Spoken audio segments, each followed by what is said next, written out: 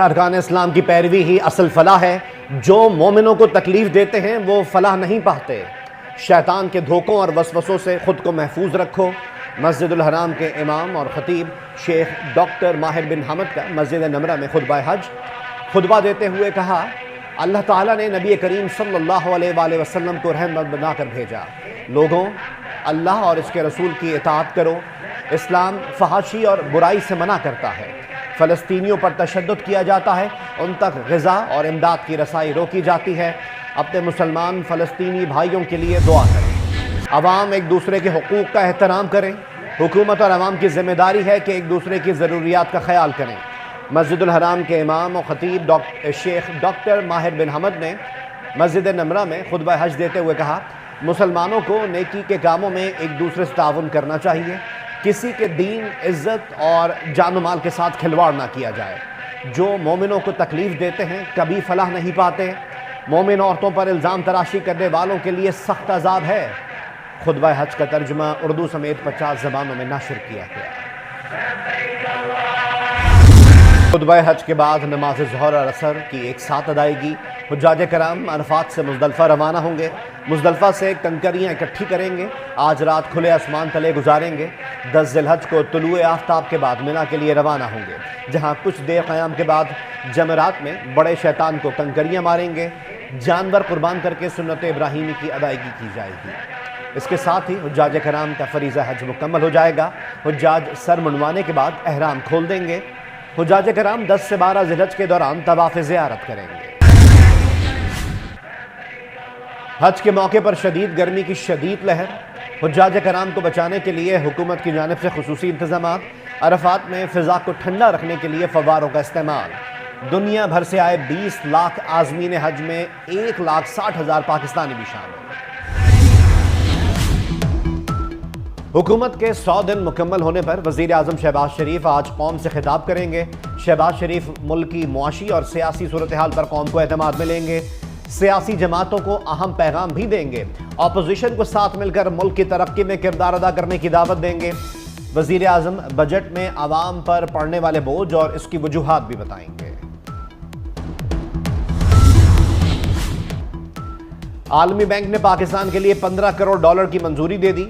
رقم پنجاب میں لڑکوں اور لڑکیوں کی پرائمری تعلیم کے حوالے سے خرچ ہوگی. صوبے میں معیاری تعلیم سمیت سیکھنے کے عمل کو بہتر کرنے میں مدد ملے گی. منصوبے سے 50 لاکھ بچے اور 1,65,000 ٹیچرز براہ راست مستفید ہوں گے. رقم سے 2022 کے سیلاب میں متاثرہ پرائمری سکولز کی بحالی کا کام بھی ہوگا.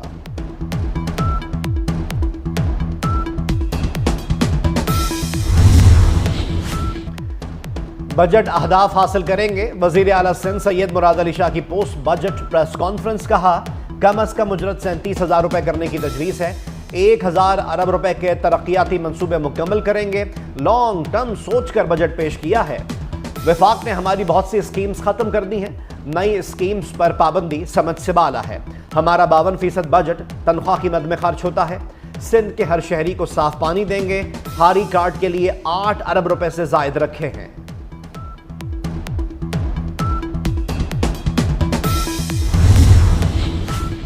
وزیر اعلیٰ پنجاب کا وکلاء کی فلاح و بہبود کے لیے گرانٹ 1 ارب تک بڑھانے کا اعلان. وزیر اعلیٰ پنجاب مریم نواز سے بار کاؤنسلز کی ایپیکس باڈیز کے ارکان کی ملاقات. خاتون وکلاء کے لیے بار کاؤنسل میں مخصوص ہال اور ڈے کیئر سینٹر قائم کرنے کا اعلان.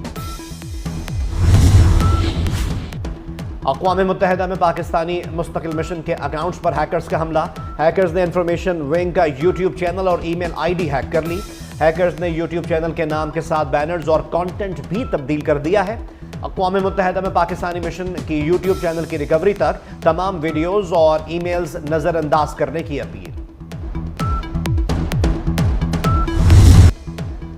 بڑی عید پر عوام کے لیے بڑا تحفہ. حکومت نے پیٹرول کی قیمت میں 10 روپے 20 پیسے فی لیٹر کمی کر دی. پیٹرول کی نئی قیمت 258 روپے 16 پیسے فی لیٹر ہو گئی. ڈیزل کی قیمت میں 2 روپے 33 پیسے فی لیٹر کی کمی. نئی قیمت 267 روپے 89 پیسے فی لیٹر ہو گئی. پیٹرول کی قیمت میں کمی پر عوام کا ملا جلا رجحان. حکومت سے دیگر اشیاء سمیت کرایوں میں کمی کا بھی مطالبہ.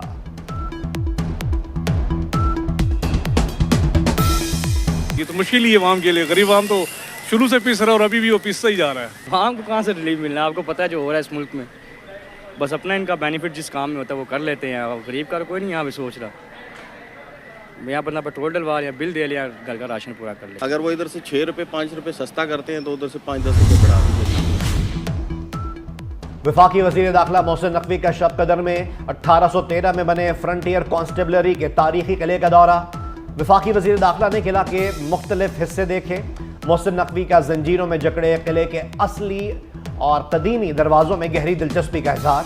برطانیہ کے سابق وزیر اعظم سر ونسٹن چرچل کا مجسمہ اور 1837 میں تعمیر ہونے والا دیار کی لکڑی کا ریسٹ ہاؤس بھی دیکھا. وزٹر بک میں تاثرات بھی درج کیے. ساہیوال ٹیچنگ ہاسپٹل میں ڈاکٹرز اور خانوال میں نرس کی گرفتاری کے خلاف پنجاب بھر میں ہڑتال. لاہور, رحیم یار خان اور گوجرانوالہ سمیت مختلف شہروں کے سرکاری ہاسپٹلز کے آؤٹ ڈورز میں کام بند کر دیا گیا. علاج کے لیے اسپتال آئے مریضوں اور لواحقین کو پریشانی کا سامنا.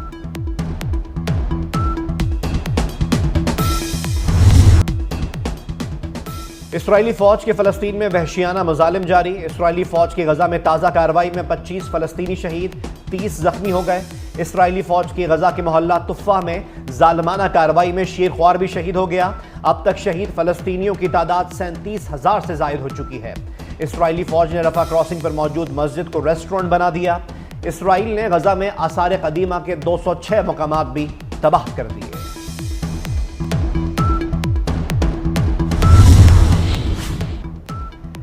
روس یوکرین تنازع میں نیا موڑ آ گیا. روسی صدر ولادیمیر پوٹن نے نیا امن فارمولہ پیش کر دیا. روسی صدر کا کہنا ہے کہ یوکرین کی فوج روس سے الحاق کرنے والے علاقوں سے نکل جائے.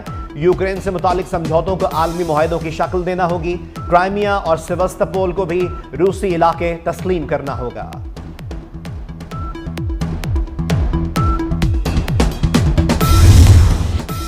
وقت کم, مقابلہ سخت. عید میں صرف 2 روز باقی.